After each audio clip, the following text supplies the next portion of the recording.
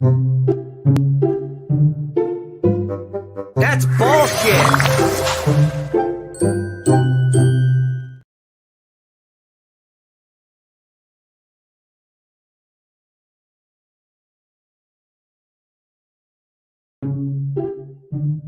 This 8 o'clock show. What a fucking asshole. Gonna open the comments with some bullshit the minute I get here. Sponsor. That's bullshit. Calls himself a booster.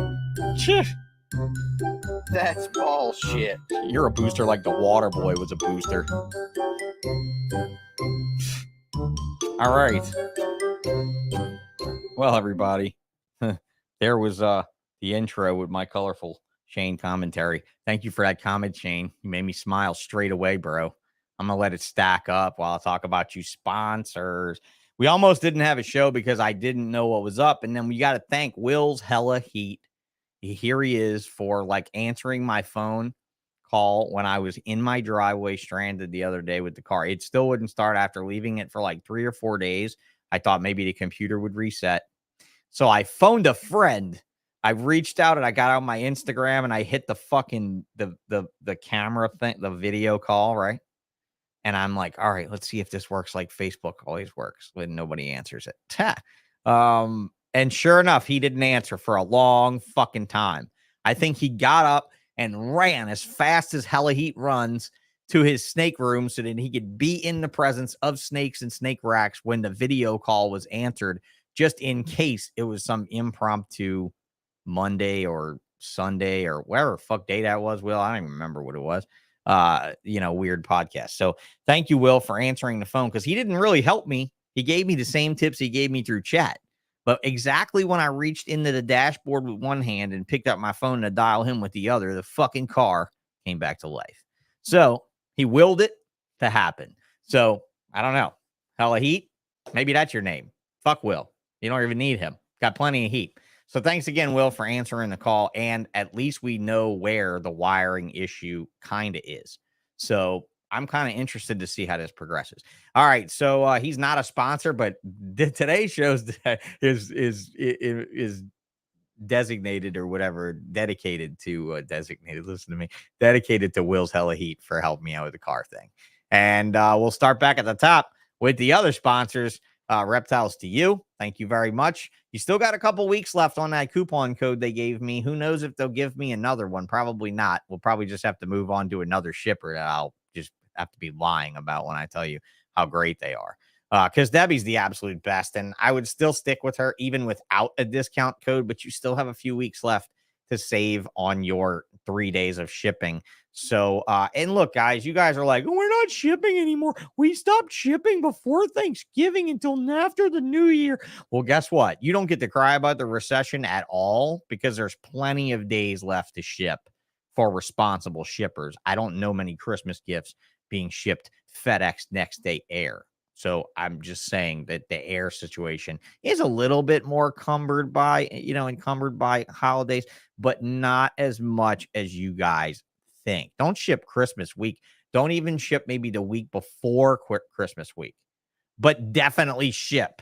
So, I mean, service alerts, check before you ship. Always check right here. She's going to tell you when she advises you definitely not to ship, like the week of Thanksgiving and stuff like that, which I happen to avoid shipping that as well.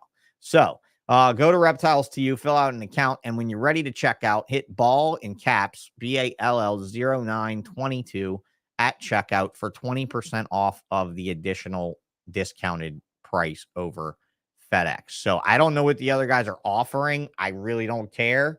I'm telling you right now, they're awesome. So Morph Market, back to it every week, twice a week. And people are, even me, I'm like, I might skip this Tuesday. No, we can talk to Bekah about rodent food this Tuesday. That'll be a quick throw together. That'll work. So, I keep coming back to this twice a week, every week. Morph Market, thanks a lot. I know I'm not reading the news and I know I'm not going through all your features and all that stuff, but thanks for sponsoring the show that, I don't know, was the first show to really start blasting your ass everywhere. I know that. But I'm really thankful that I was participating back then. Actually, I'm thankful that John Lehman made me participate. He actually took my inventory and put it in the website originally. And I thought that is some work ethic from a guy that's really going to make it. And look at this fucking site make it. Now we got a left-handed bar down this side. We got a whole bunch of shit along the top. I mean, fuck, it's turning into a social media site. I'm telling you, we're going to have avatars that are, I don't know. We're going to have a live open chat right on the live chat windows popping up down here on the bottom and shit here before long. But who knows? I would rather stay surprised. So keep going to morphmarket.com to check out your next reptile in up to 40 fucking categories.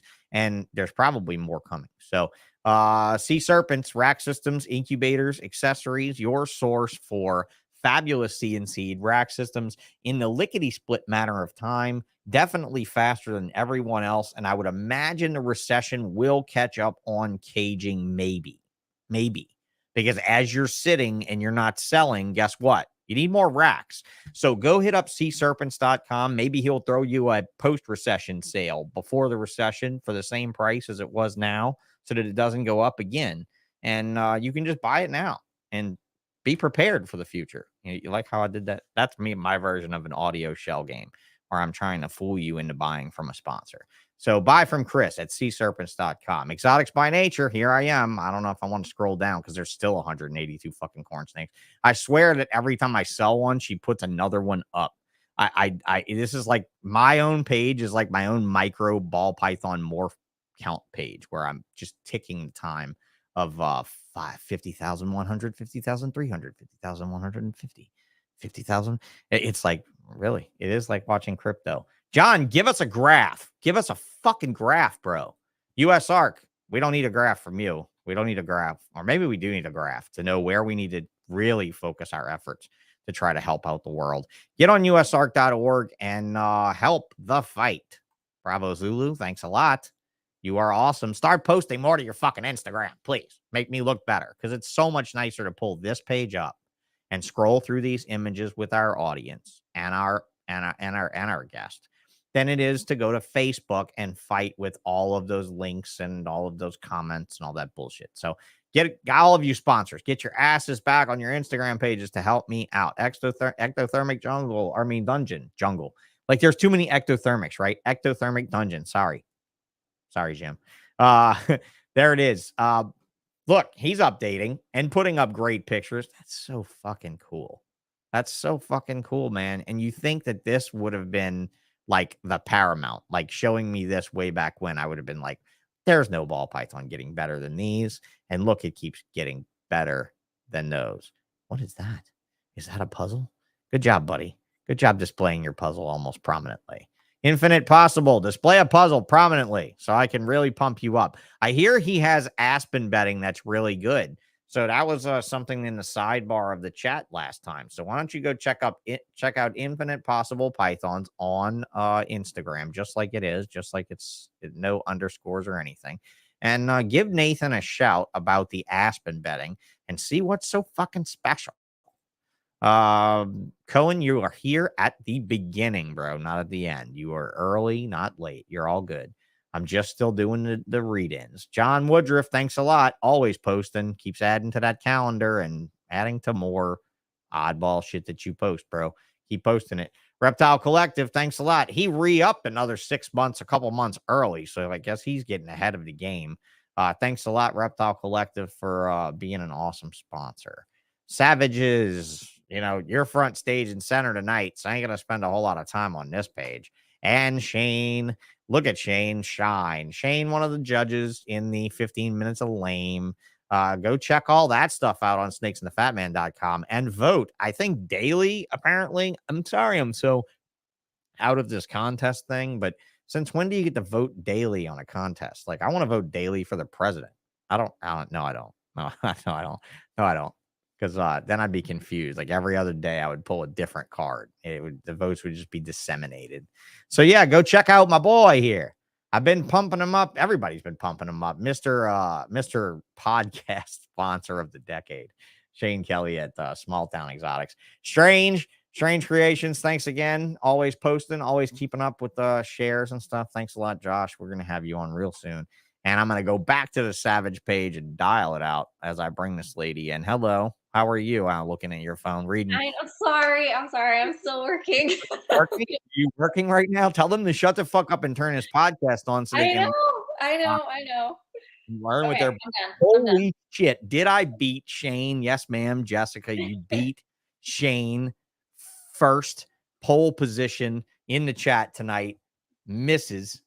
Yeah, Mrs. Right? Mrs. Sorry, Jessica Hare. Because how do you have a name like Jessica and marry into a rabbit named family? I don't know how you do that, but she fucking did it. And guess who?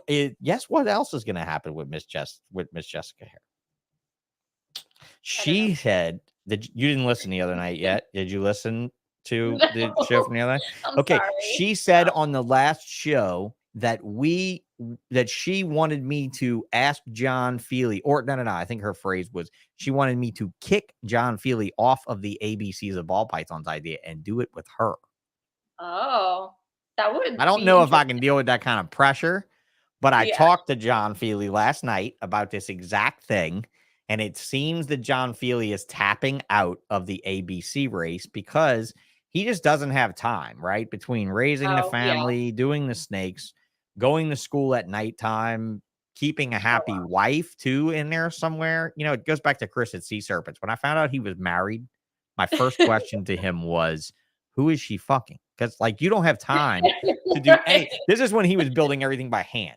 So you don't have time to do anything. So yeah, you did beat Shane, and it looks like you also beat the fucking John Feely master. So and man, it's stacking up in here. I gotta rush through this. Chris Osborne, I'm gonna rush. Fry, what's up? Will, you already got fucking look at him. 2 hours he was waiting, right? You know what he was waiting for? My car to die again. This was waiting. How many live podcasts do you watch a week, Will? He watches a lot. I had to bring that back up. Stone Age. Hell yeah, man. Thank you to the Patreon member, Stone Age. Very much thanks for tuning in. Elite, thanks a lot for being here, yo. Let's see. Sea of Serpents Stan. There you go. Always here. This is like the family, right? Like we got to just skip over all you guys. Yep. First, you're not last, bro. You're not last. So that's all that matters, right? You're not last. Paul, Large Marge, Morphs, man, the names get better and better. And to think when I called it Exotics by Nature, all of my friends in the area, all of my bro dudes that ran pet stores around here and like were in the clique all called me a faggot for the name. They all were like, you're really pansy with that name. That's really like that name's really light, man. You ought to grow wings and float away with that Exotics by Nature, you know. And boy, they gave me so much shit. And ever since like the last 15 years, people have been telling me it was such a great name. Eric's Morph Factory. I mean, that's a great name, but you got to keep up with the times, right? You better be producing some morphs there, Factory. I know you are. Mrs. Slaughter, what's going on? PCF Funny Royals, what's up? I'm just scrolling through. Lucas Landon, trying to go all the way at least to the guy that said, am I late? Lindsay was in for the Estrogen Fest the other night. She was all about it. I mean, like, you know, I don't know what my T count is now that I've been paralyzed for 10 years. Imagine, I don't know, I agree. You know, so it probably was one of the more estrogen loaded podcasts in the reptile community the other night. So go back and check it out. Jana King. I need to. I know. Not you. I'm not telling you. I'm telling them. You're already a lazy fuck. We've already determined that. We've already determined you don't have time. Marshall Van Thor, you know, fucking double dipping now, a double podcast whammy. Now, who's asking you a third time, Marshall? Who's the next guy down the totem to ask you? No, I didn't mean to say that. Not down the totem. That'd be wrong. I should say up the totem, right? Because I'm the newbie. And then there was Jessica, and she's the seasoned YouTube and podcaster in the last couple years. So like moving up the totem, right? Like that, not down. I didn't mean to shit all over your existence. Morphmonger, thanks a lot. Steven Richardson, thanks. Greg Bennett, awesome. First live, love the show. Had to pull that up, dude. Thanks a lot. Yeah.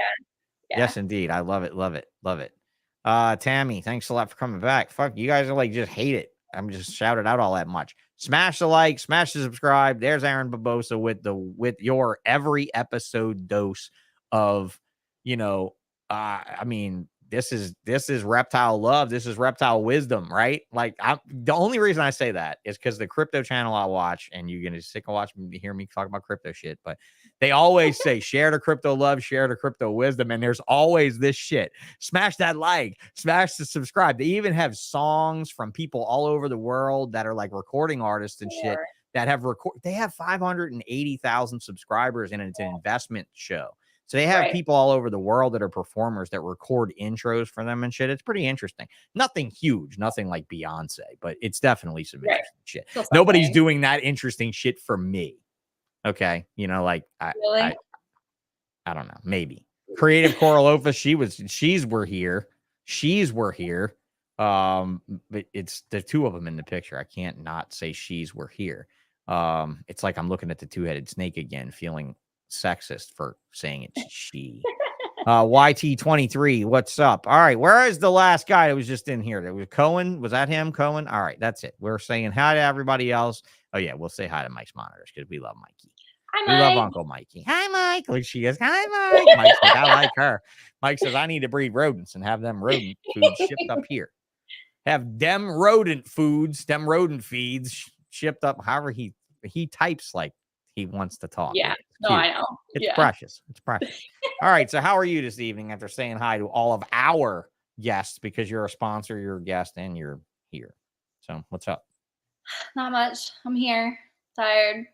I know you know Rick just opened a new tattoo shop, which is why we've missed the last couple podcasts. So I feel I haven't seen you guys in here, but I think you paid me, so I was fine with it either way. So it didn't matter. I mean, but I will tell you that it's definitely. I don't like to miss them, but man, I mean, the hours to get that place. Okay. And we went for fucking 3 hours. I mean, we went forever, because then Jessica came in and it was like a whole new show again. And it was like I was all revitalized. And it's like, oh, fuck. They are really out of control with their charm. Like their charm is out of fucking control. It's a good thing that people get bored listening to her talk about crypto and biosecurity all the time, you know, and they could share the likes and the loves. But no, guys, Hold Back Rack podcast. If you're new to this channel, if you're new to that channel, get your asses over there and like the Hold Back Rack podcast channel because it's really a great show. It's very informative. You can certainly listen to the two of them carry on for hour. I mean, and Jana and I got off the 3-hour call and then stayed on the phone for like another hour. It was fucking atrociously gross. It was gross bonding between, you know, bros, if you will. And I really thought it was insightful. I've not really ever met a newbie like Jana King. In the way of that she's attached, well, not attached herself in the way of a leech. Like that sounds like very leech mentality, but you know, that she's bonded with a seasoned herper, right? Right. And you've listened to their show. A little bit, yeah. A little bit, yeah. I need to. No, you need to. You don't need to make promises you can't keep. It's fine. You're too busy going to make rodent food and make things more available for people and try to figure this thing out. Because really, honestly, at the end of the day, being on Missouri all the time ain't really ideal. Being on Harlan Tech Lad certainly isn't ideal by cost standpoint at this point. Yeah. You know, it was great when it was $9 a bag, but right. You know, that was centuries ago.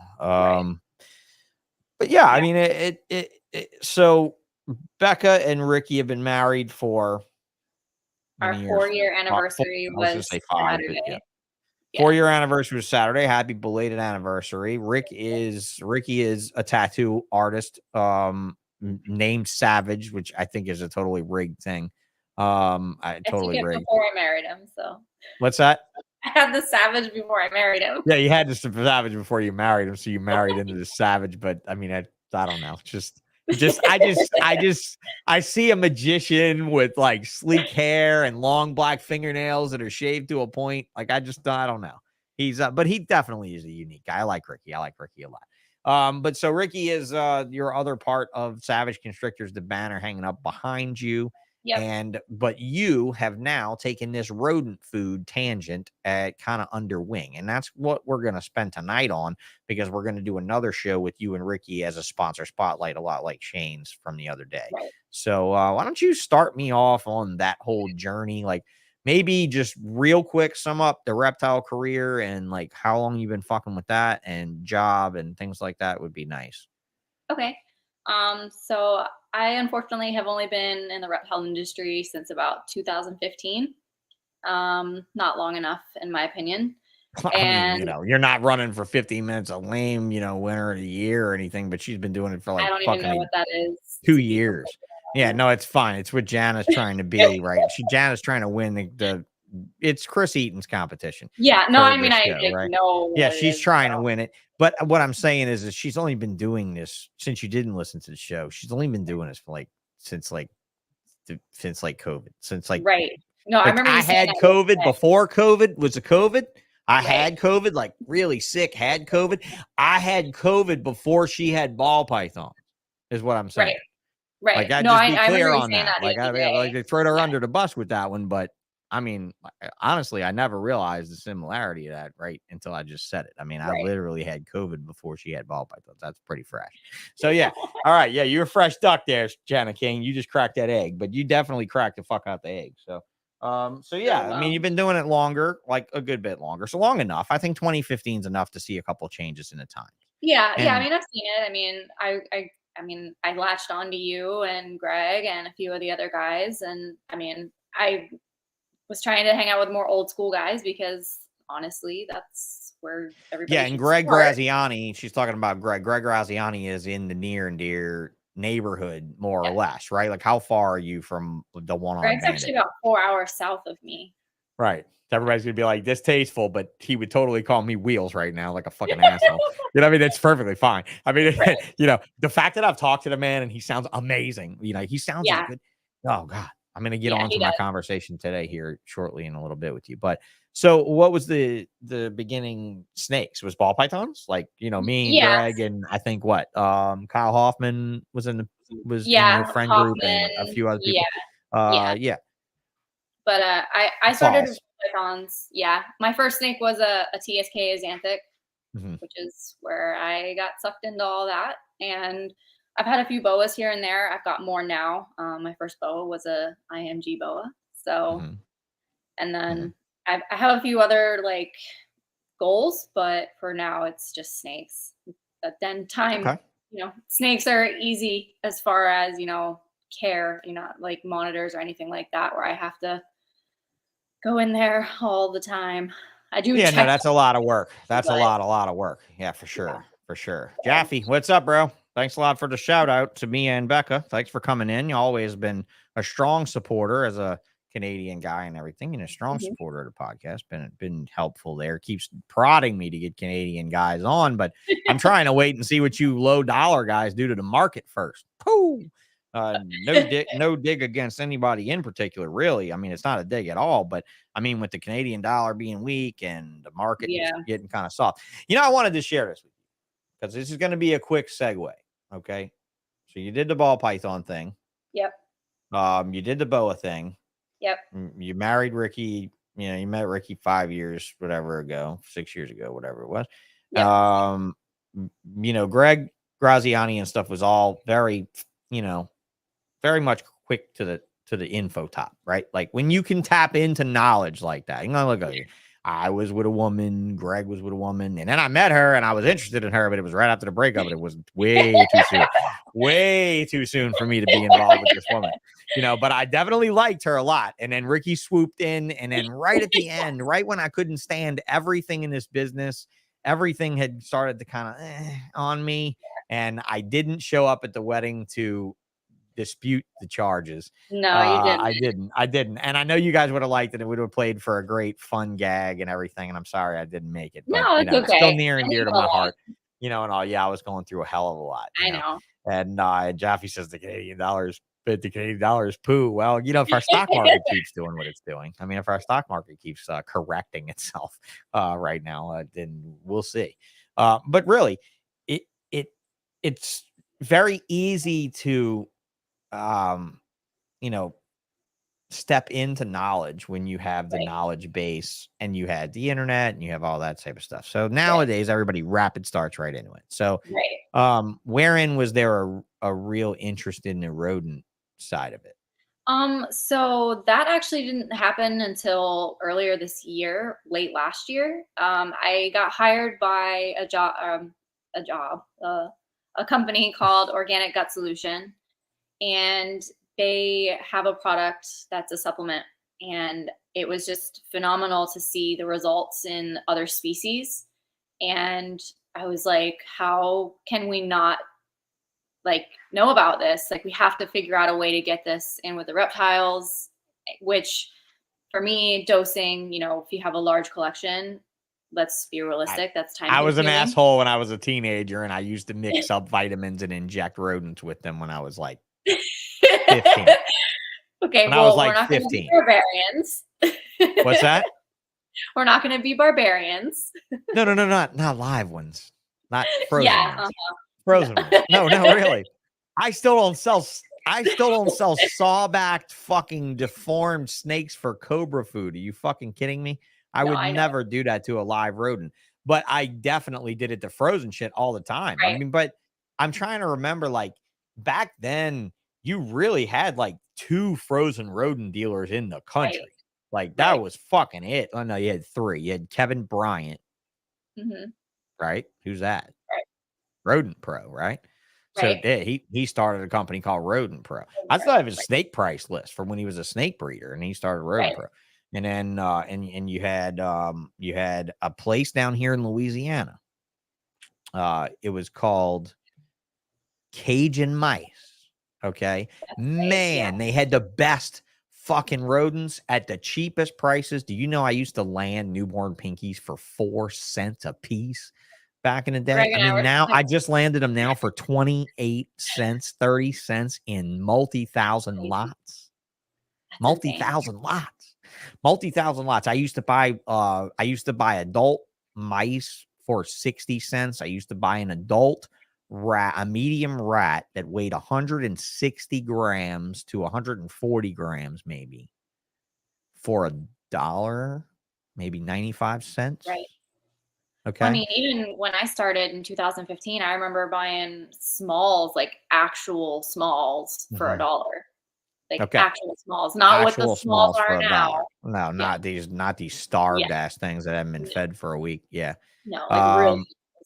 It's kind of sad. Like, it's kind of sad because the problem with it is that our markets work this way, and this is not the way. You know what I mean? Like, the snake Right. people, this is not the way. Ball python people, this is not the way.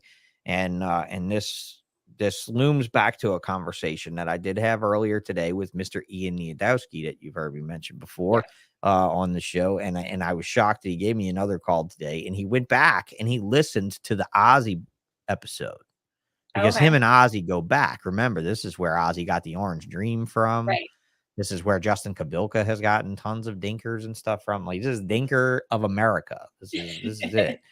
And he was extremely flattering with his compliments about the podcast. And the funniest thing he said was, dude, I do wish you interrupted less, but when you interrupt, you always have something interesting to say. So this is what I'm going to bring you that's interesting to say.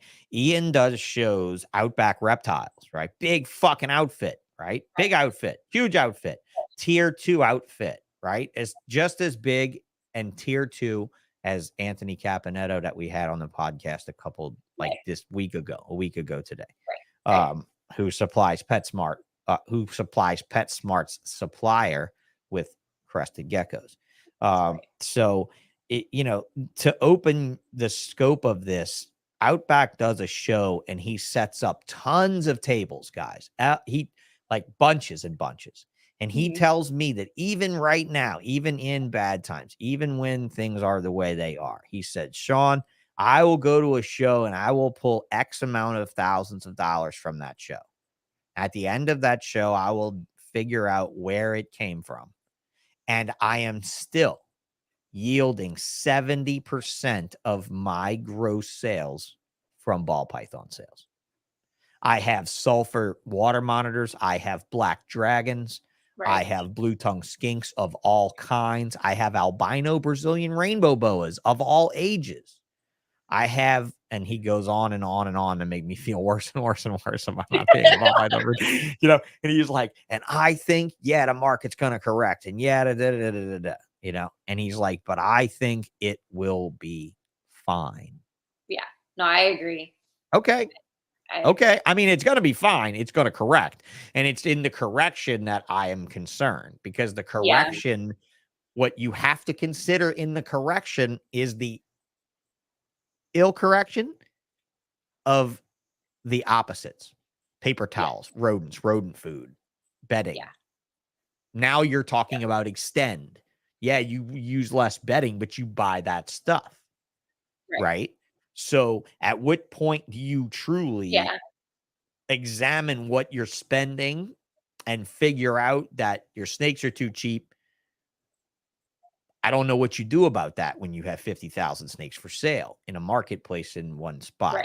I don't know what you do about that when you have it so spread. So, like, how do you feel the cost prohibitive part of rodents will be in the near future?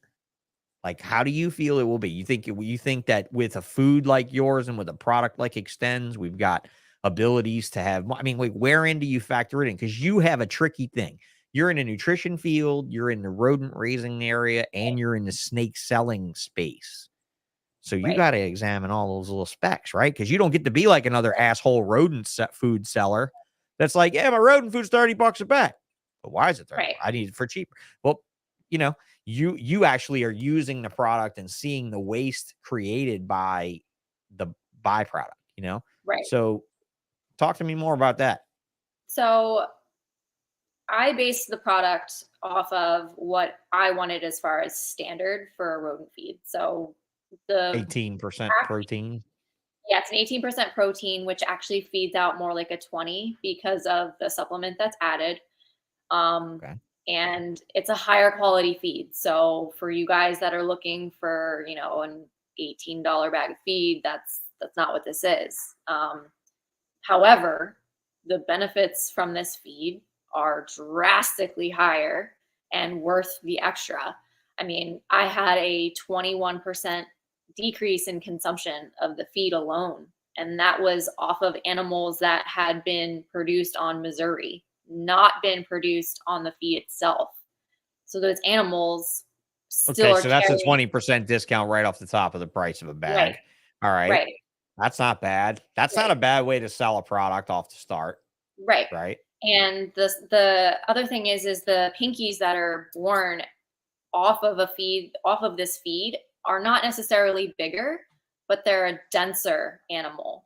So it's not necessarily that you're feeding a bigger pink to your animals. You're feeding a nutritionally denser animal, which for, you know, ball pythons that are finicky eaters sometimes, that's a big deal.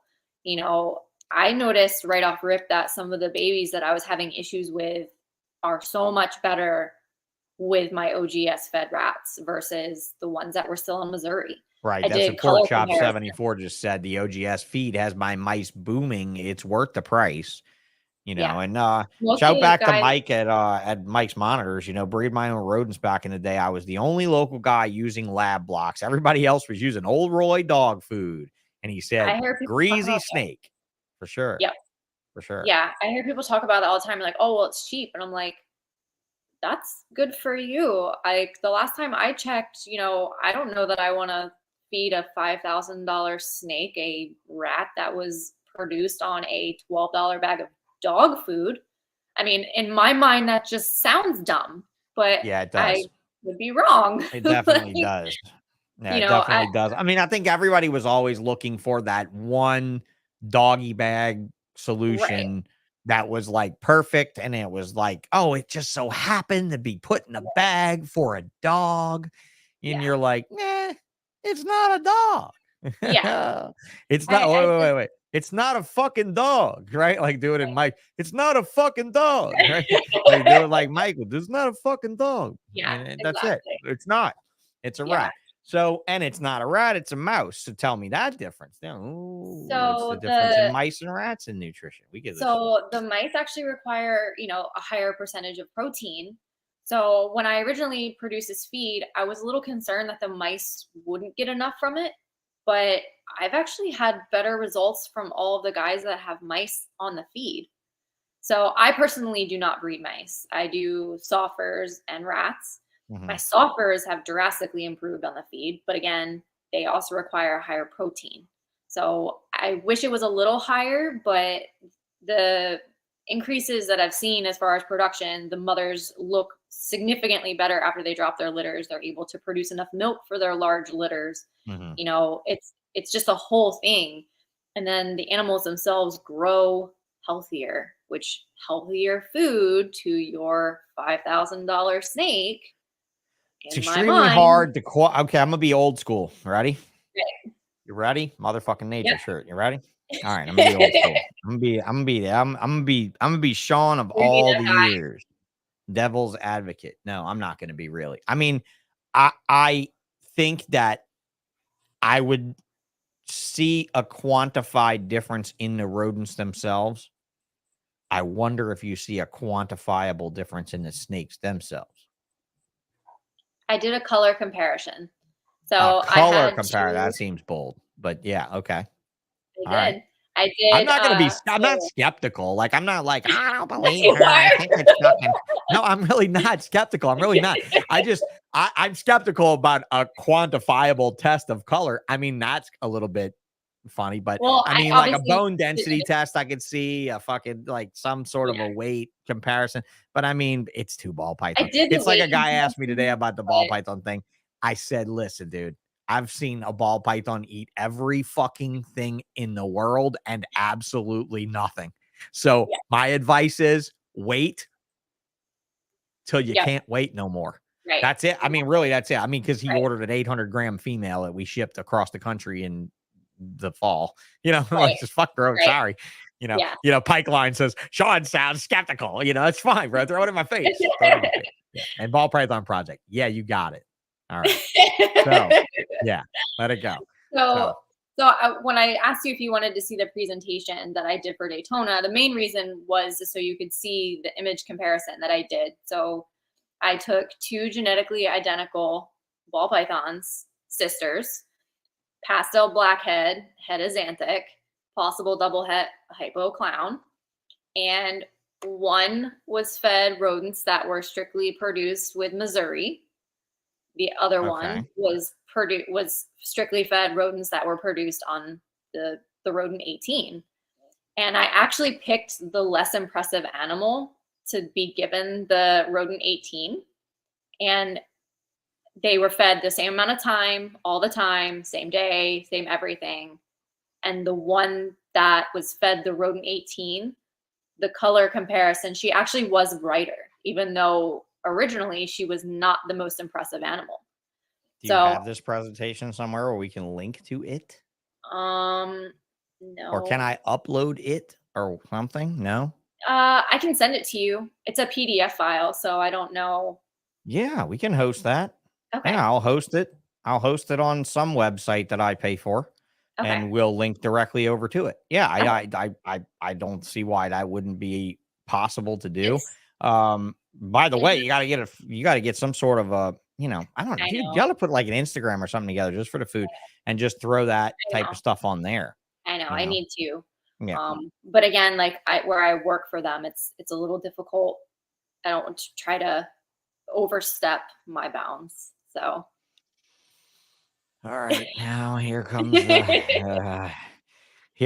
the you need to do what that fucking ball python project guy just did and overstep your bounds and tell him something when he said, let her talk. That's what I'm trying to say, bro. I'm trying to say, let her talk. Like, we need to encourage her to go to them and tell them shit. Like, we need this more right, places and we need more right, marketing and we need more, right? So if you guys, so here's a problem with a great product that starts to launch itself and has these distribution type headaches, right? So like, I hate to see a product and a whole idea just fade away because these like, okay, so how broad is the scope of this company? So the company that I work for is only about 6 people deep. So we're a pretty small company. But the distribution that I have, the mill that I work with distributes pretty much all up and down the East Coast to Virginia, as far north as Virginia, and then out west to, I think, Oklahoma and some into Texas. The Mhm. problem is trying to find people that are close to those specific feed stores, because that's where I'm running into issues. It's like I have people that are in the areas, but not close to the feed stores that I have easy access to. Hmm. So like Will, I've been trying to get feed to Will. Well, he moved to Kentucky. There's nothing in Kentucky that's even Mhm. remotely close to him for me to get feed to him. So now I have to try to figure out another cost effective, which is the other issue with shipping, because shipping pallets Oh is God, that's well for rodent food. Yeah, it would be ghastly for the yeah. small guy. For the small guy, for the big guy, it wouldn't be that bad. But No, for the because then you can small ship a guy, whole truck, oh but yeah, where you am can I ship a supposed to container. send a whole truck? You know what I mean? Like Will's not going to Yeah. take a whole truck. That's not fair. And then me No, trying if to you were if you were in Texas, you could send a whole truck. I mean, if you had right, somebody in Texas that wanted to be a stock point, right. hey guys, everybody in the great state of Texas looking for a business plan, this might be something to look at, Right. man. I mean, And that's what I've been trying you to do know, too, is find people that because have big enough areas for me God to knows cocoa shavings are yeah. fucking torn the fuck. I mean, dude, they got motherfuckers out there shaking them fucking trees, dude. They Right. are shaking them fucking trees for cocoa. I mean, it's ridiculous. So yeah, like Bosa said, need some in Homestead, Florida. And honestly, I I actually I have distributors down there. do you? Oh, so there we go. Right. Okay, Bosa. There you go. Aaron, no excuses there, bro. To get on that, message the savages about this fabulous food that's coming up quickly. Coming up quickly. And then look, so what's the cost? What's about the cost? I mean, obviously it's gonna vary from store to Yeah, store, but it varies depending on the on their retailer markup. that you go. But I mean through the warehouse, through me, it's Fucking Jana, Seattle, Washington. I tried. There was That's crazy. I had somebody else in Oregon that I worked for weeks, months even trying to figure out how to get it out there, and it's not cost effective unless there's, 20 people. Fuck yeah. Yeah, I Go was gonna say Keys. Keys was one of the first people Yeah. I had. Go That Keys, bro. You like it, man. You that happy with it. That's wonderful. I mean, yeah, they see you guys supporting it. To have 43 people in the chat right now, to talk about rodent food and something that very few podcasters, I'm sure anybody even scrapes the dirt on you just the think about rodent it. nutrition market. And you know who hasn't said a fucking thing? Not her, but the other one. She Yeah. hasn't said a fucking thing. Now I guess. Well, wait. So do we need to talk about biosecurity at the grain farms and stuff? Right. I'm sure Yeah. there's plenty of biosecurity because this is animal nutrition or nutrition in general. So But yeah, great the great cost news. per bag through the warehouse through me is Mhm. $29.75. So like I said, this is not FRM. This is not, so please do not So jump this on is not me. pig food. This is not a No. re-engineered pig food. This is not a pig food pressed into a rodent food pellet. This is not. Yeah. This is a whole different thing. So the feed process itself is different as well. It's not even a compressed pellet like everybody else Mhm. does. Like this is an extruded pellet with a supplement that is added in. Wow. Okay. And then, so the main thing is the extrusion process actually allows the feed to be about 98% digestible. Okay, so like I'm not gonna find like piles of powder where the rodents just fucking No, got bored and fucked with it no, until the it was pellet just itself thawing is up actually harder. in the tub. It's Yeah. actually harder in the way that it breaks apart when they chew on it. It doesn't crumble like Missouri or FRM or anything like that. But the actual Mhm. feed itself, while they consume it, the waste of them actually consuming it through their bodies is like none, because it's so digestible. And then the Okay. OGS on top of it allows them to absorb all the nutrients. So the feed itself is about 98 to 99% digestible, which from a rodent standpoint is a lot. That's insane. What do you Yeah. think Missouri is? 65? Missouri is probably close to 75%. Oh, okay. I had a good guess for being a layman motherfucker. Yeah. I spilled my I drink all over mean, myself. the biggest thing is the extrusion process, because of the way that it allows the grains to be broken down. It makes Mhm. everything more accessible to their bodies. So, Yeah. I mean, Well, it makes sense to me, but I know, and we the hardest definitely thing need to work with some regional distributors. This needs to be cocoa all over again. right. I know. Exactly like that. Cocoa Yeah. all over again. Like, but with one brand. I don't know one brand. Right.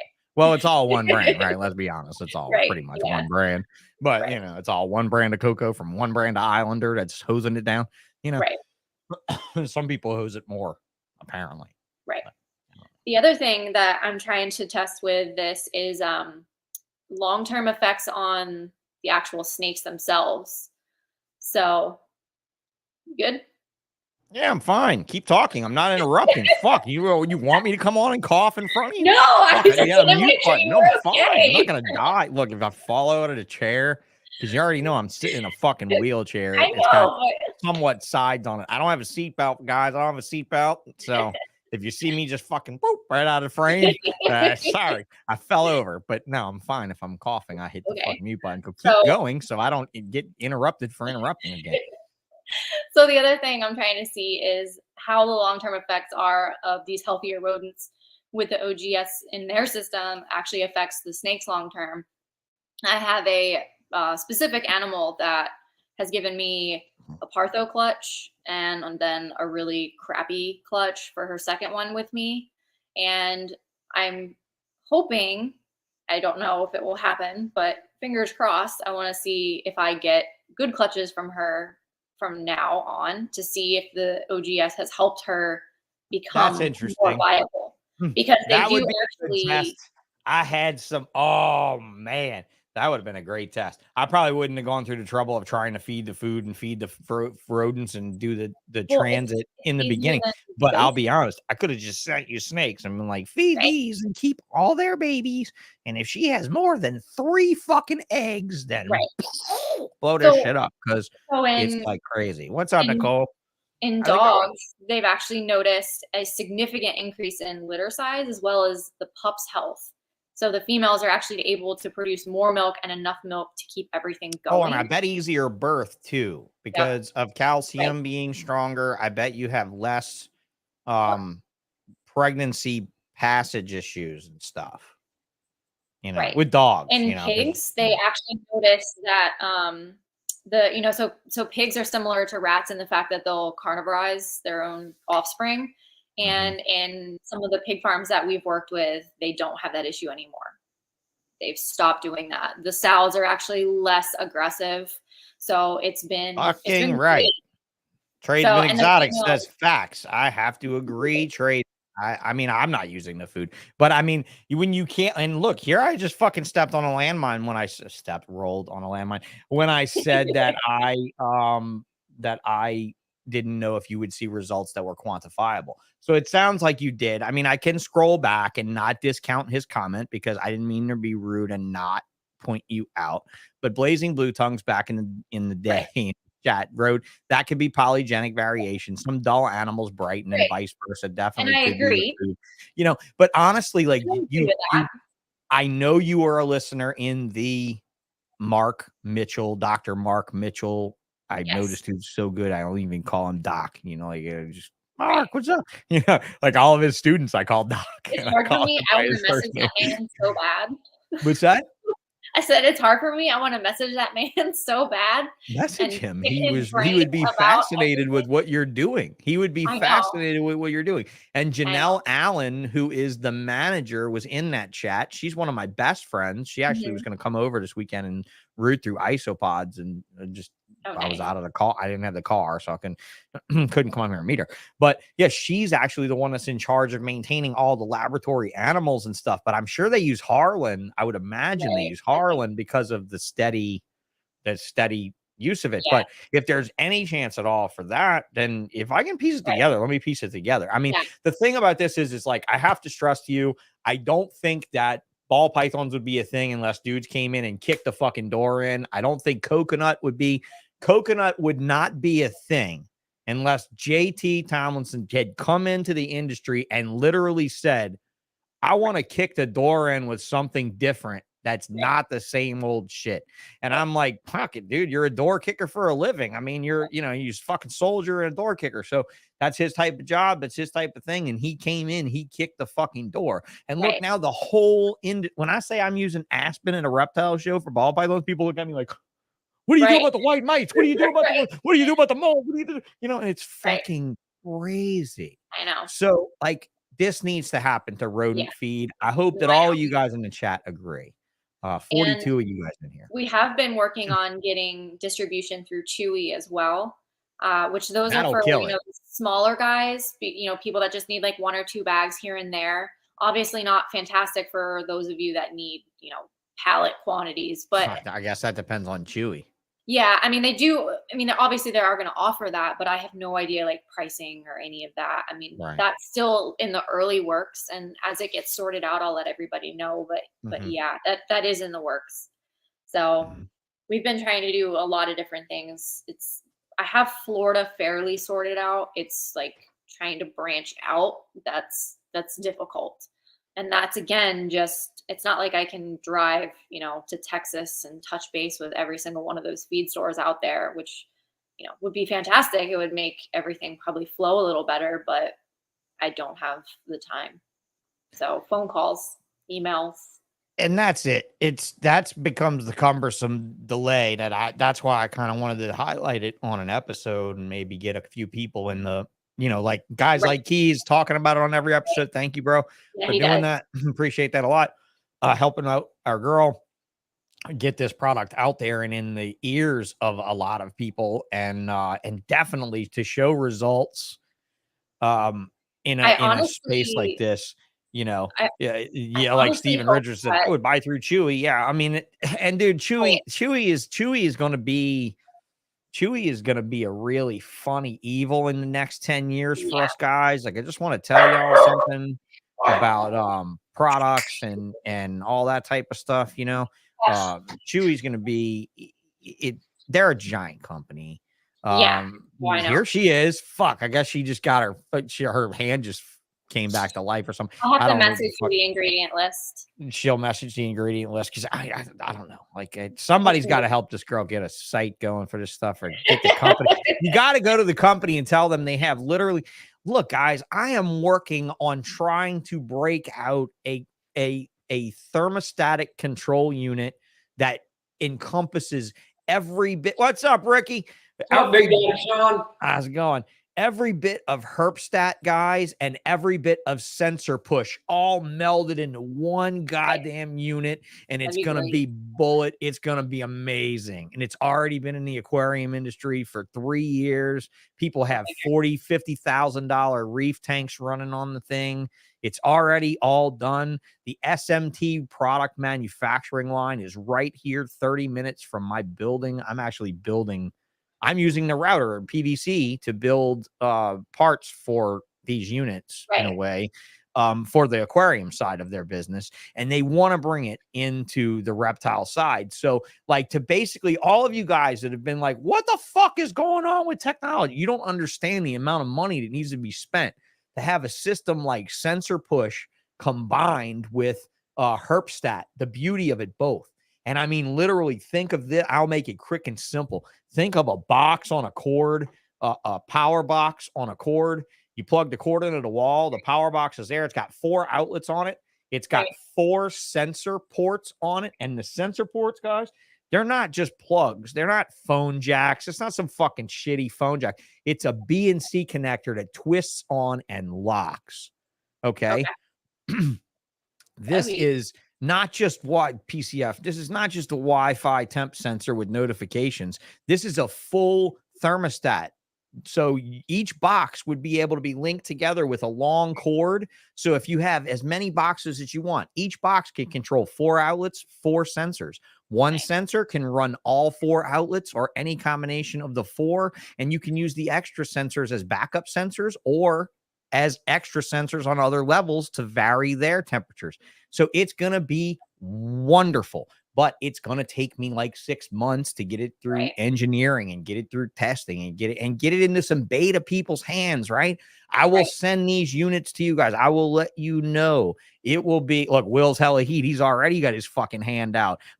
My automotive diagnostic fee is one of those thermostats. Ha ha ha. You know, bro, thank you very much for saying that. And you know what? You will be on my beta test list, bro. Whenever I start piping up about this system, and it looks like we're gonna name it. I'm not even going to say the name of it because I don't want some slimy cocksucker taking the name.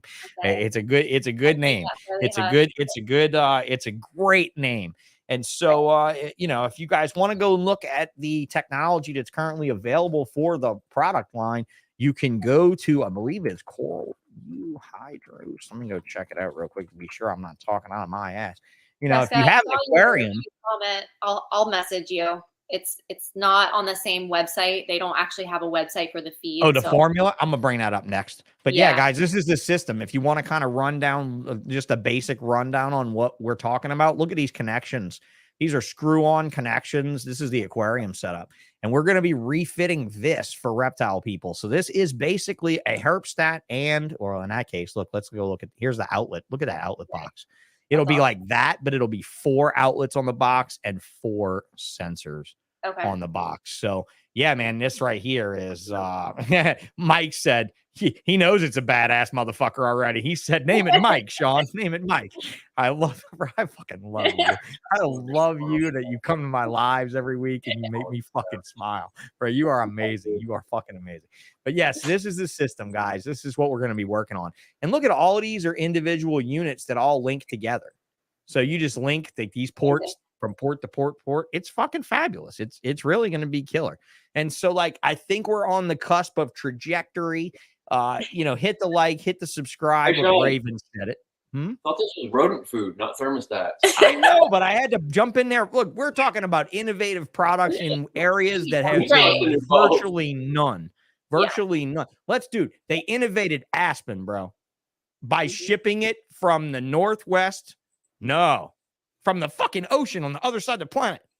Yeah. Like, we made logistical sense of that. We made logistical sense of the entire industry switching from a North American hardwood or softwood to a fucking tropical byproduct. Right. We don't use that. Yeah. You know, he says attaboy. Yeah, I'll give him the attaboy. All right, we'll go back to my favorite cohort my favorite future cohort question. Are there ingredients on the website somewhere? Yeah, there's nothing. There's nothing. It's the biggest secret Ed never told. I know. I'm sorry. So the actual OGS, I have no control over that. The biggest thing is that there's the OGS is basically 3 ingredients. It's diatomaceous earth. I forget the actual technical name of the clay, and then carbon. And then we also add in vitamins and minerals dependent on the species. So they are not the same one for every species. So if you try to order it, you cannot use the same one for dogs that you use. OGS is the feed name, and you will contact the Savages in that banner behind you. You will contact this guy at whatever the fucking name of his new tattoo studio is. Don't contact me there. The Flaming Lily. The Flaming Lily. Contact him at the Flaming Lily. Tattoo Collective. Tattoo Collective. There it is. Tattoo Collective inside of an old Denny's. Is that what that was? What was it? We're going to Backyard Burger. Was it a Backyard Burger? Tuesday from the tattoo shop, right? Yeah, sure. We'll absolutely do it. We will do a tattoo off topic Tuesday with you. Fucking right. Absolutely. These people eat that shit up. Shop, man. Absolutely. I love it. It goes on with the whole off topic Tuesday thing. I'm all about it. We're both off too. Well, that's fine. I mean, look, I enjoy Friday nights because we get to reminisce about ball pythons and maybe talk about the market a little bit. But honestly, Tuesdays are fun. Tuesdays are lots of fun. You can give me a virtual tattoo. It'll be really painful. I'll be like, ow, ew. I'll act like a baby. I'll act like a baby. Yeah, it'll be a virtual. I'll be a more virtual baby. So, getting the distribution thing down is going to be your number one issue. Yeah, that's been the biggest issue. And then again, having people understand that this isn't just a generic feed. This is a feed that long term is going to be significantly better for your rodents, for your snakes, for your lizards, whatever you do. So there's just a lot. I actually have a gentleman that breeds, or he doesn't breed them, I'm sorry, but that has geckos, and he's actually trying the feed itself with his insects to see if it is better for them. Get with dubiaroach.com and send him some. Yeah, I was thinking about that too. Yeah. So I think that would be interesting because of the way that the feed works. And another thing, isn't he in Texas? dubiaroaches.com. What's his name? I always forget his name. But I saw him post earlier that they're innovating the cages again because he copied a Chinese cage. Okay. and then he might not be a bad distribution partner for you to think about. Yeah. No, I need to contact him because he's just really about it. He don't fuck around with spending money neither, man. If he's an enterprising he's an enterprising individual. I'm getting all these people say you need to have Ricky on for Tattoo Tuesday. I know. Everybody wants to talk to Ricky. I don't know why he thinks I'm the star. Everybody always asks me where he is when it's just me. Right. Well, yeah, right. Yeah, exactly. Yep. So, I was trying to figure something out here. I was looking all confused.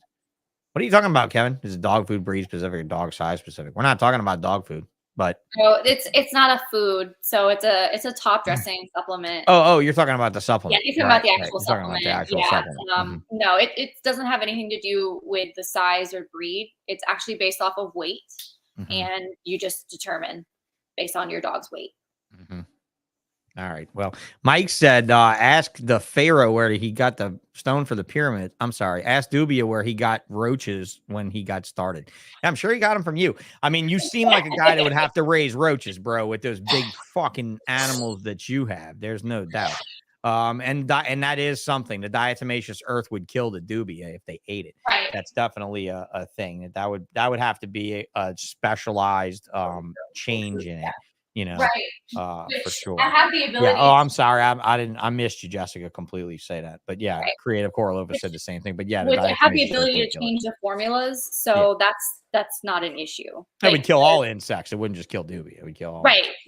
But no, we have the option to change the formula. So any issues as far as the diatomaceous earth, like she said, that's all adjustable. Right. All right. So. What do you think that we talked about this the other night. You sold the roaches to Fear Factor. That really sucks that you lost that deal. That seems like such a cash cow.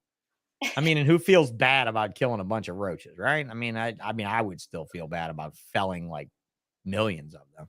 I mean, even somewhere. Joe's Apartment was a real show on a real MTV when I was a child. But I mean, that's a people like MTV. What's that? Yeah, right. You mean ridiculousness? Right. Yeah. So 523 crested geckos hatched out this year. You're well on your way, swinging for the fences of Anthony Caponetto. Hope you enjoyed that interview. Yeah. Anthony's looking tired these days. He needs to slow his roll. We're getting old though, so where you hope that the distribution gets better. Yeah. What about the supplement itself and selling it as a topping or something like that? Is there a solution there, or is that kind of moot by using a shit still shit in, shit out with what it's on? I mean, it would improve. Like if you're like bound and determined to feed FRM or doggy bag, you could always do that, but it's again not cost effective. Better than shit is shit, right? Shit better than shit, right? I mean, it's got to improve it a little bit.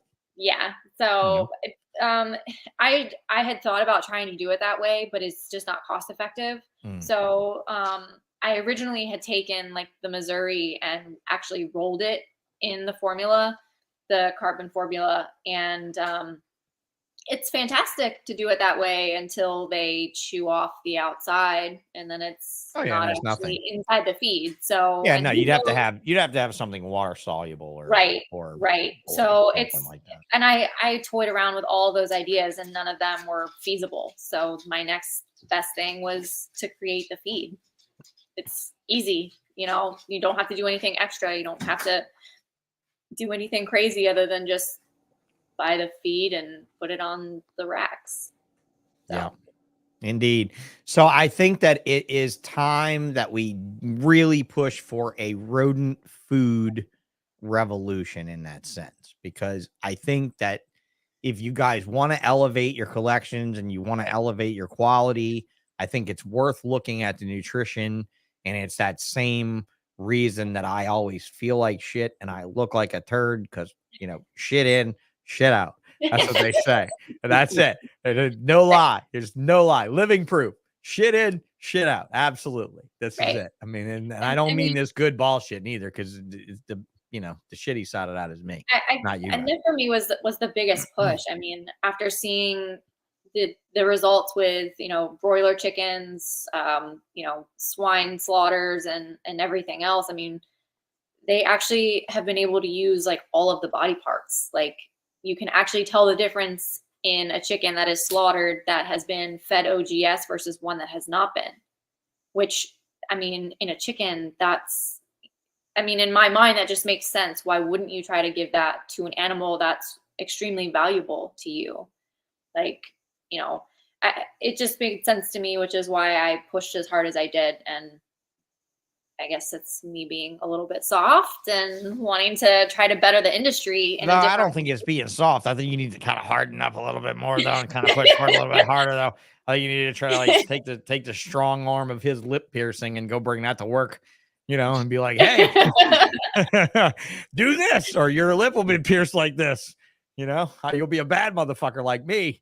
But seriously, it pains me that it's come this long without seeing a supplement in, like, I'd imagine that a water soluble solution was never a solution. So I think that you definitely need to push the boundaries of contacting my friend, though, and talk more to the vet who is all about researching that kind of stuff. You want quantifiable results. You want somebody who wants to do a study with you and write a paper on it potentially with you.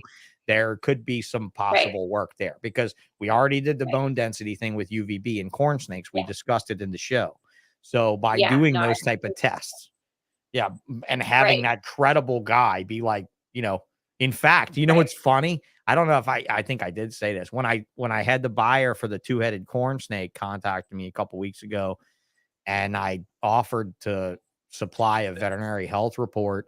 I reached out to Mark and asked, You don't have more tattoos being married. What's that? Why don't I have more tattoos being married to a tattoo artist? Quirky. Oh, quirkies. I mean, she has quite a few. You just can't see them right now. Yeah, they're all over there. She was like an Ink magazine girl type competitor and stuff. She's got enough to be that. His car's always broken. You don't want to tattoo your wife on your day off. You don't want a tattoo on your day off. But that's for Tattoo Tuesday. Tattoo Tuesday. You want to tattoo Bekah on your day off?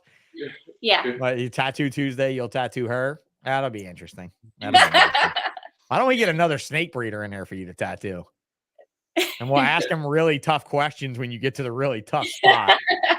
I'll be like, bro, when you're done with that line work and you're ready to do the dark areas, let me know. You know who is close to us is the J&J Royals. The J&J Royals is a fabulous dude. You should ask him if he wants a tattoo on Ballshit Live. Well, he's been talking about getting a tattoo for like 4 Daytonas now, and he is. Let's do it. Let's do it. Everybody, let's do it. Fucking right. Call him out. The J&J Royals. He said he's going to get a tattoo. He's getting a tattoo on Ballshit. He doesn't even have to get the Ballshit logo. He doesn't even have to get the logo. He can get whatever he wants. So, hey, guys, you can go over to Morph Market right now. And whenever you have a chance, and look up this J Royals company, J Royals, and ask the J&J Royals to get tattooed live on Ballshit on Off Topic Tuesday. And we will do a Josh Jensen interview while he gets tattooed. We will interview this fucking classically awesome fucking guy. And Mr. Acid, right? Acid 2014. Man, it's been that long. Fuck. I know. Yeah. Whew. Absolutely. Let's get him on. Let's get him on, and you tattoo this dude. Does he have tattoos, or is it like his first tattoo? It would be his first one, wasn't it? You know, he has some others, but I mean, they're about the size of yours, so they don't really count. I mean, size of mine, dude. Both of my calves are tattooed. My first tattoo was a pinup girl on my calves, bro. I mean, I've got like other small ones. I mean, I got G.I. Joe bad guys on this whole arm, and you know, my stripes right here. He's showing it off now. Yeah, no, I don't need to get down in there. And they're not. No, right? No, you got you. When did you? How did you meet him? Did you meet him at a ping pong tournament? Did you meet him at bingo? Did you meet him at a snake show? Where'd you meet him? Who? Him. Facebook. Yeah. Facebook. She was looking for a tattoo artist. Yeah. That was my point. That was what I was driving at. That was what I was Yeah, driving at. that was The my entire point, fucking too. point. Yeah, that was it. That was it. We're talking ink now. So, I mean, we got to fill in the rest of the show. Rodent nutrition and from a company that can barely ship a bag past the state of Florida really can't encompass a 2-hour show, can it? But it can at least occupy a Tuesday that I don't have to lose my streak of being awesome on Tuesdays because of having a show with you awesome people on Tuesdays. Not because I'm awesome, but you know. The calf doesn't tickle, and it was my first. Now, wait. Keys, how close to the back of your knee have you gotten? Because it goes all the way up right in the back none of of my y'all knee. complaining I about thought that tattoo pain was unless a tender spot head. for me. What's that? I said, I don't want to hear nobody complain about tattoo pain unless it's the top of your damn head. The top of your head? Yeah. Right? Are both of you have tattooed tops of your heads? No, just him. No, Just him? I had to tattoo it. Yeah, he's not shaving my head. The back of my neck's done, but he's not shaving my head. Yeah, it's all good. But yeah, for sure. I definitely had that back of my knee area was probably my worst. Yeah, the ditch in my knee is definitely the worst. Other than that tender spot right here. That tender spot right up under here is kind of nasty too. But and again, from a guy who had a full bodysuit, everybody's different, right? I mean, everybody's different. I've seen a Marine sit there and talk to me while he got ribs tattooed, and I've seen, well, I don't know, I was going to say an Air Force guy sit there and cry, but I don't want to be mean. I've seen another Marine sit there and cry. I've seen another Marine sit there and cry. So it is what it is. So yeah, underarms hurts. Yeah, it's never really good. But you know, we get to laugh at the J in J Royals for getting his tattoo. So you know he's not going to get tattooed live. You know that, right? I think that sucks that he wouldn't, but you definitely need to ask him. I don't know why he wouldn't get tattooed live. I'll ask him, but he won't.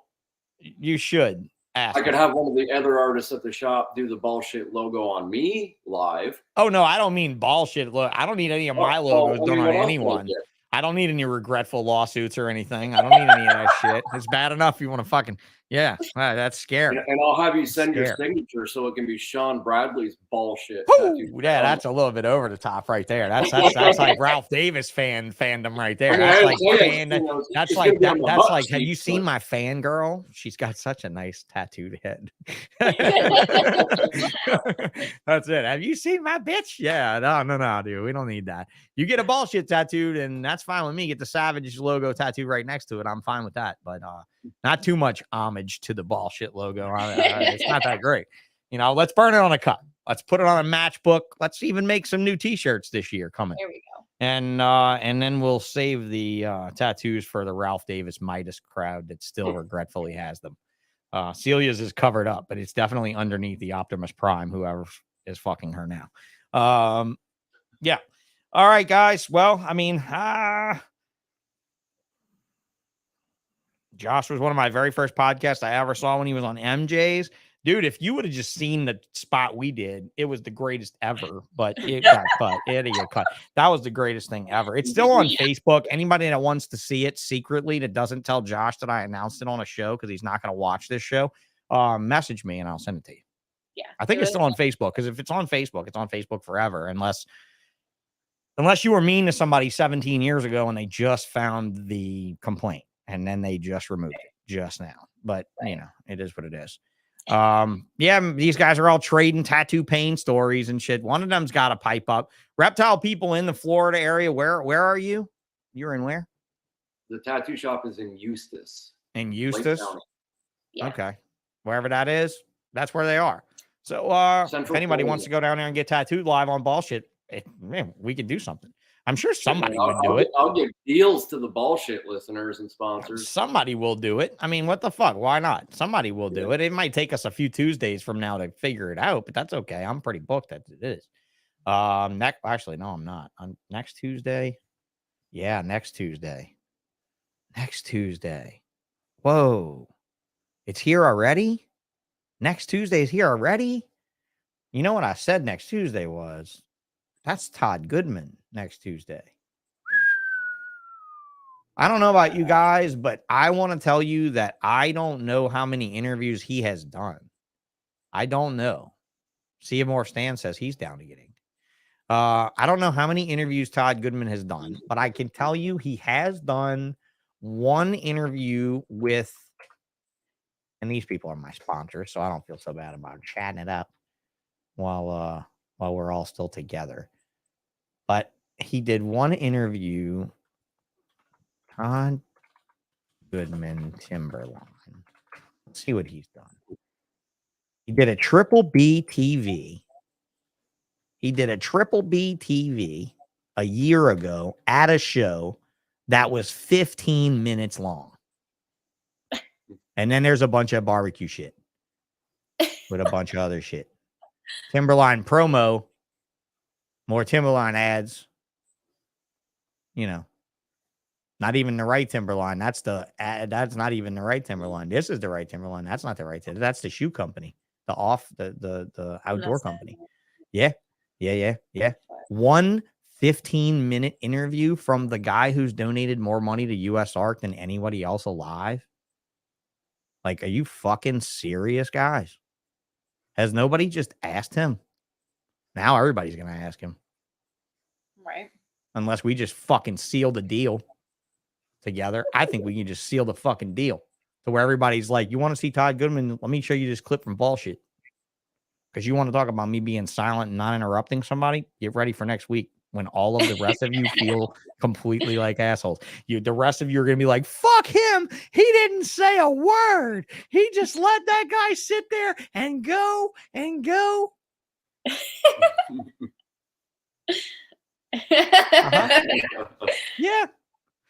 Yeah, because I've been there when the dude looked at me at a reptile auction at Tinley Park and he said, dude, 10 grand just don't feel like enough.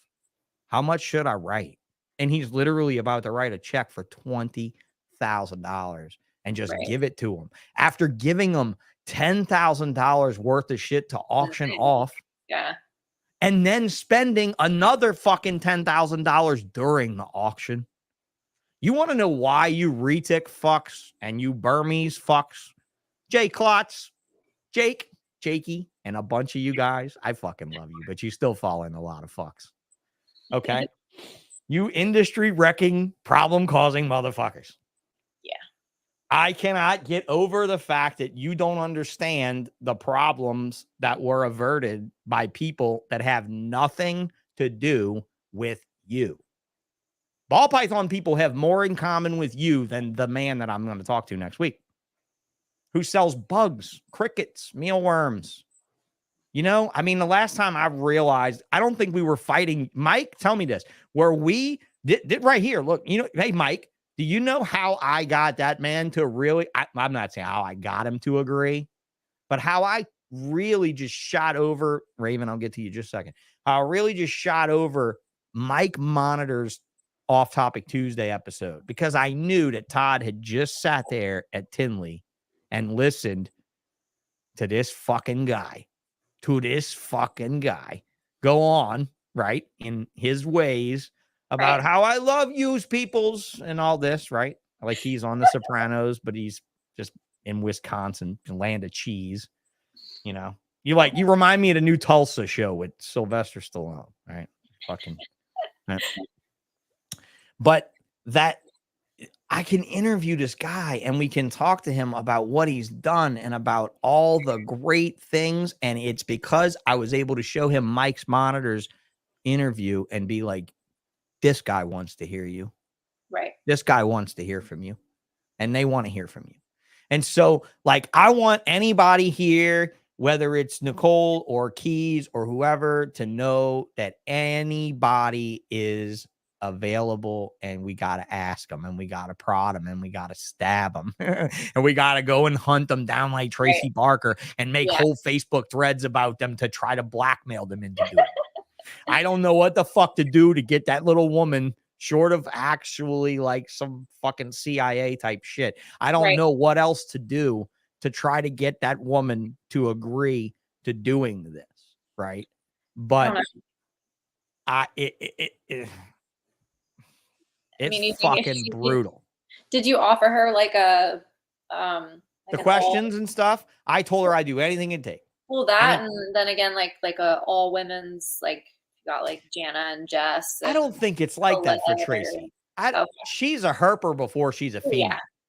I mean, I think the breast cancer survivor thing is awesome. I think that, you know, coming back from that and really pushing through, being a mom later in life, I mean, being a pretty old mom in the way of, you know, the age of children, right? Right. I definitely think that she has a lot to offer. I don't know. Like, I don't, a couple of you are on about the matriarchy of reptiles, and I'm all right. I'm okay with that. You know, I mean, I had to ask Jana and them the other night how they felt about, you know, well, who the fuck was that? Who the fuck was I talking to? About a US ARC without a female on the board. Who the fuck was I talking to? Why am I drawing a blank?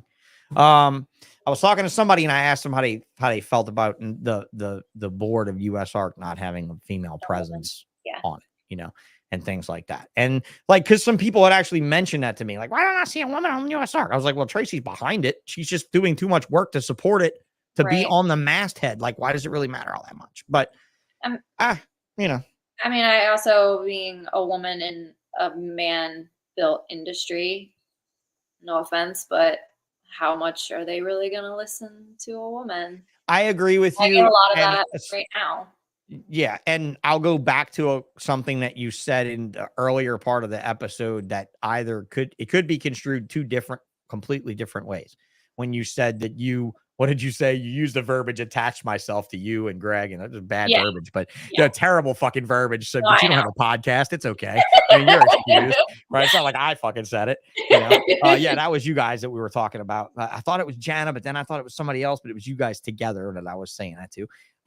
That I think that there should be somebody there, but and yeah, Vanessa could be good. Vanessa could be great, and Vanessa owns a pet store. Vanessa isn't just some fucking person going to US ARC shows. Vanessa owns The Pet Shop is the name of the shop. So Vanessa owns a store, you know. She also owns a Corvette as of yesterday. So I don't know how wise she really is, Mike. She's a powerhouse, but she's a powerhouse on a Corvette. So, you know, good luck with your new Corvette. What? I have a Corvette. Yeah. Calm down. I'm sure you do. I'm sure you do. I'm sure you do. Don't even start. Don't even get me started on Corvettes. No, I'll lose listeners if I get started on Corvettes. It's America's car, right? It's America's car. But yeah, she's a pet store owner. She's a very, very loud voice for US ARC here recently since I've been gone. I don't know Vanessa well, but when I did the little sign thing for Phil's shadow box for Tinley, we got we talked a little bit and everything. And, you know, I know that he works a lot. Hey, check this out. Is Ian going to do the podcast, Sean? Dude, if I would have recorded this man today, you would be like, what the fuck did Sean pay Ian? What did he buy? What did he buy? Be like, what did he do? Like, get 3 Gabriel Murphys and a Kabilka together and go to Ian's? I mean, I don't know what I deserve to get the accolades that I got from Ian today, but dude, he left me shining. When I hung up the phone, I was like glowing like a fucking prom date. It was sexy as fuck. It was fucking ideal. It was fucking ideal. But I will say that he is going to do the show and we're going to get through the new year. And I think we're going to just bring you guys like a fucking heavy tax season of hitters like Kevin McCurley, then Ian Niadowski, then I don't know. I'm gonna have to like really pull a rabbit out of my hat for the rest of that. But I think we are gonna lock it down with Ian. And if you want to know what a Kevin McCurley would sound like if you took Sean Bradley's bipolar out of him, it's Ian. The successes I always wanted to be. The successes I always wanted to be. I mean, you have no idea. So you guys really need to get in and watch for the announcements. Hit the likes, hit the subscribes, and the notification bells for when I go live with these amazing people. Matt Edmonds started the idea, which I saw Maddie picked up fucking stand-up comedy. Like real, like going to improv clubs and actually standing his little fucking short, happy, bald ass up there and cracking jokes. I've got to see that.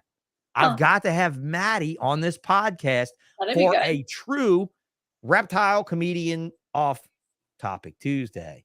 Maddie's coming on this show. So yeah, look at us off topics we got lining up for the new year, guys. A tattoo show as soon as we get some fucking pussy to just let this guy tattoo him. And we got so much more coming. So thank you guys again for coming in. I know we don't have a whole lot more to talk about because I'm going to save savages and constrictors and all that stuff for these two to talk about on a sponsor spotlight in a few weeks. That's fine. But anybody that's got any more questions about the rodent food, I wanted to send you over to, not him. You're going to see him Tuesday in a week. And you know what? I don't even have it up so y'all can hit the notifications and the reminders yet. I'm going to set up him, and this Friday at 8 o'clock, I have to figure out a way to set up a reptile show this Friday and do a podcast at 8 and set up for a reptile show. So it'll be interesting. Anthony Zavala, his episode falls this Friday. Granddaddy Herps for a Ballsh after dark from wherever I end up, either here or home. My episode with Jana didn't turn out too bad, but I need a green screen at home so I can do that. But I did just get another better mic. I did step down the pod mic, and I put another one of the Shure SM7Bs like this. I put in one in my house today. I got it in from the good old fucking horrible Amazon.com today. So check with me next week for that. Hit up Savage Constrictors, Instagram.com/Savage Constrictors if you want to know more about the rodent food. I wish they had a website. I wish they had nutritional information on places, but if you go to their page, there is some information here on the picture with the rat. This is like the best kept secret in the future. This is like trying to buy Reptile like, ooh, years and years ago. This is like trying to buy Reptile before you could really buy it very often with the label in it. So hunt it down. Let's figure it out. You guys need to get more focus on rodent nutrition and more focus on what she's trying to do. She will send me the PDF. I will upload it somewhere. See a MORPH stand, USARK and USARK Florida. Absolutely. Hands down, support both of these organizations. I know I don't put USARK Florida in here enough. Sorry, Floridian folks. But yeah, go to Savage Constrictors on Instagram. Check them out. Also, Savage Constrictors on MORPH Market as well. But they don't sell the rodent food on there. So get with this lady and figure it out, because I'm pretty sure this is a nice new topic that I hope we hear more about in the future. Yeah, no, I have all the information. There's just not a website for it set up. So I know that Jessica was asking a couple questions. I'll find the answers for you, but you're going to have to message me because I don't have anywhere to send anybody as far as a website for right now. Right. So Mountain State Feeder Breeders says, would you ship semi-loads of feed to West Virginia on a regular basis? Yes, absolutely. Mountain State Feeder Breeders. You sound like you're in the space. You sound like you're the only motherfucker in this chat that's in the space, honestly, that I've seen so far. Okay.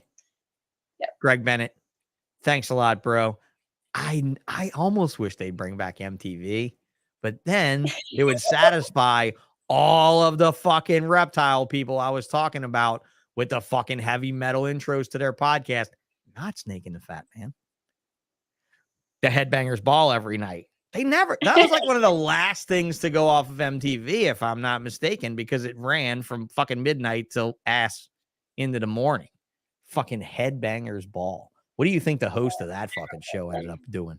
Yeah. What do you think he ended up doing? The host of the Headbangers Ball. What did he end up doing after they cancel cultured his ass? I mean, they fucking, Jesus Christ, he's probably podcasting. Oh, fuck you. Joe Rogan's podcasting and he owns the world. So, that is one thing that Ian did say to me today that I thought was cool. He said, Sean, the interrupting, something you got to work on for the other show I want to tell you need to do. And he said, you need to do a handicap podcast or a motivational speaking podcast, because you will never make millions podcasting about reptiles, but you will make millions podcasting about that shit. You know, and I was like, well, good to know Ian's still thinking like the Outback, right? Good to know Ian's still Ian. I was like, bro, he's like, before we talked last week and before I called you the other day, You know, I hadn't talked to you since you were 25 years old, Sean. I don't remember you being that fucking intelligent. Oh, nice. So can you wait for a fucking show with me and that guy? Yeah, that would be good. Not only is he good at calling a motherfucker a spade. Holy fuck. You want to talk about a spade as a spade? You ain't even ready for that guy. Ian, the last time he gave, look, I'll even say it like this. Like you said, you attached yourself to me and Greg Graziani while you're sitting next to your husband. I'll say this. I'm not even going to say it. No, I'm not going to say it. I'm going to save it. I'm going to save it. No, I'm going to save it. I'm going to save it. I'm going to save that nugget because these people are ready to go. Thank you very much to all of you that have been here. I'm going to go. You're going to go. Y'all are going to spend some quality time together tonight. Everybody said awesome show. I'm going to quit while I'm ahead. Look, Will's hella heat said I got my second snake ever from Mountain State Feeder Breeders. What was that for your Cobra? Because they need to rename part of their company. Mountain State Feeder Breeders. All right. So wait, the snake is a feeder and you're a breeder of a feeder. All right, it works. All right, I give it to you. All right, it barely fucking works. Good night, Creative Coralovis. Thank you for coming back very much. Very, very much. So hope you guys can tune in with me Friday night for Anthony Zavala and I to do a show. I'm definitely going to have to figure this out. I try my best to bring you guys the best content, even when it's a sneaky fucking Tuesday and I don't have anybody quite lined up. Thank you very much, Bekah, for doing this. I think it was important. I definitely think that people will open their eyes to it. Miss Slaughter says, I'd love to try the food. We were up in New Hampshire. Greg, thanks a lot, bro. I mean, I really think I should do it. I kind of need a co-host for it. You know, I kind of want Greg Graziani to be my co-host. I kind of want to be a guy with no legs and a dude with one arm and have some just absolute stupid shit and have I will joke about getting bit in the back by a cobra, but when we tell his alligator story, people are going to be like, bro, I wonder if it was a car accident. You know, like nobody's going to be like, well, you'd be like, you can't take either one of them seriously, which it's like Jana and Jess do reptiles. You know, if Greg and I did handicap, it's like Jess and Jana do reptiles. Just a fucking completely fresh new spin. So check them out. Hold back rack. Thanks again. And that's it. I'm going to shut it down. All right, guys, chill in the background for just a minute for me, and I'll send off to you. Thanks a lot. Chad Fuchs. I love Chad Fuchs. Chad Fuchs is one of my pals. Yeah, Chad's a good guy. I mean, he's a giant rodent breeder up there in Racine, Wisconsin. So you could probably talk to Chad about maybe sending up a fucking container to him as well. He very well might have some interest. Keys says, hit that like button before y'all bounce. Good night. Thank you very much, man, for everything you do. Thank you for coming into my chat. Thank you, Nicole, for everything you do, and the ladies over there. And thanks so much for Bosa, for Aaron, for being such a fucking cheerleader. I really appreciate that. All right.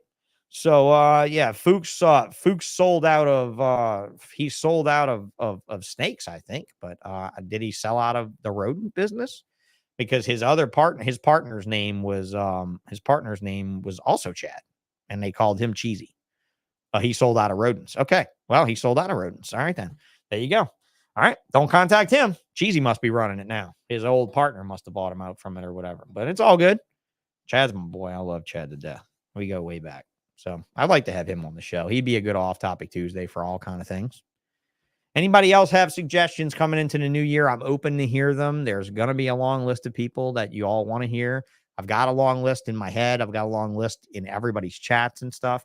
But I'm always looking for that gem. If you say Joe Fossey, I'm going to call him. I promise. I want to get more people coming to some stuff to listen to these old fellas and their good old tales. So I'm trying to get the traffic up. And look, the traffic was great tonight. I was worried that this last minute drop of this show today and the topic of rodent diet and stuff like that would get no one. And it still retained 37 of you. Wow. Just wow. And he's still on with the fucking Wayne. Maybe. Just maybe. I don't know. I don't find him that interesting to talk to him like that for that long. I don't. Like, I'm going to find myself starting to throw my voice and make fun of him. And I'll never do the show again because he don't fucking take jokes like that. He doesn't take it. You know what? He probably takes a joke every day, but the third weekend in August. I mean, honestly, I think that's probably true. How many of you really think that's true? How many of you know Wayne and think that Wayne Hill takes a joke 361 days out of the year, and the rest of the year he is an absolute the rest of the year, those last 3 days, he is an absolute fucking pain. But yeah, I don't think I can have him on. And look, dude, I cannot do it. I can't do it. I chased him around. I was gonna bug his room. I was gonna do heinous things. I was thinking about what if we got like a spy Bible and gave it to him and then called him or something like that. I don't know. You know, Chris Hardwick would be fun. Yeah, that long pause. That's not an uncomfortable silence. Don't challenge me like that. Don't challenge me to bring that fucking Stu-Nod on this fucking podcast. That's the guy that was like chopping up the eggs and doing all the shit, right? The goofy looking motherfucker. Is that what I'm talking about? Nod, savages, one way or another, if I'm talking about the right guy. I'm pretty sure I'm talking about the right guy. Chris Hardwick is a fucking shithead. Yeah. I'd love to have him, but I don't think it would be good for either of us. I don't know. Maybe it would be. Like they say, don't do the negative. Don't focus on the negative, Sean. But I mean, like some guys like that. How many people does he have on his fucking channel? Like a lot, right? Like this dude's an influencer. He would never do the show, just like other influencers that will never do the show. You know, just never fucking do it. So Eugene would be great. Okay. Greg, if you know him, if you have dirt on him, if you have a body on him, that would be even better. Like if you told Eugene, like, remember where we buried that girl that time? And, I know you took up God now and everything. And, but if you don't do bullshit, just saying, that would be amazing. That would be outstanding because the dude goes back from like all kind of generations through the chondro culture, through the ball python culture, through, again, we talk about tiers of dealing with, yes, TSK daughter Summer. I still feel weird when the Mormon mother of the Mormon daughter won't accept my invitation to the show. I feel weird asking the daughter. Am I wrong here? Like you guys correct me if I'm wrong here. I think you guys have asked a bunch of times, but if Colette kind of just like snubs my request along, and I'd say Mormon in like just the respect category of it, in the way of like, I don't really know exactly all that. Lee Hingle, good point. Lee Hingle's down the road, and I just bought another microphone. You heard me say that. So now I got to buy another boom, and I got to get a table finished and a wall behind me done, and we can do Lee. Let's do Lee. Because Lee started here. Lee started here. Lee got his first reptiles from me at my shop. Lee used to come around the shop when I was open in 2008, 2009. Lee was in my store down the road. Lee and I messed with he collects Japanese maple trees and grows them. We did all kind of shit like that, bonsai trees and stuff. Lee and I have way mega history to share and just talk. And honestly, one of the first and only people that came and saw me in the rehab hospital when I was making it through my injury, when I could remember your visits. I mean, I know you guys visited. Some of you visited in the earlier days when I was on like the lauded and shit, and I don't fucking remember, but like in the month after, the hard month after that wasn't all that crazy with the drugs, nobody came. But Lee came. Lee, man, I hate to discount people who didn't come or who did come and didn't, and I'm not mentioning, but Lee kind of came on a day that I really needed it. So, man, good. It's great that Hold Back Rack podcast requested this man. So that means that, she bought her Ultra Mel Cryptic from Lee this year. Yes, Ron. Absolutely. Ron would be great. Ron, Matt Parks has agreed to come up 2023 from one of the owners of Pangea. I'm pretty sure he still has a partner. Who else? Gecko girls. Who else you get me over here? I'll get some of your trendy new people if you want me to get somebody else, because I'm curious about them, altitude and whatnot. I'm curious about them, and I'd like to touch base on it.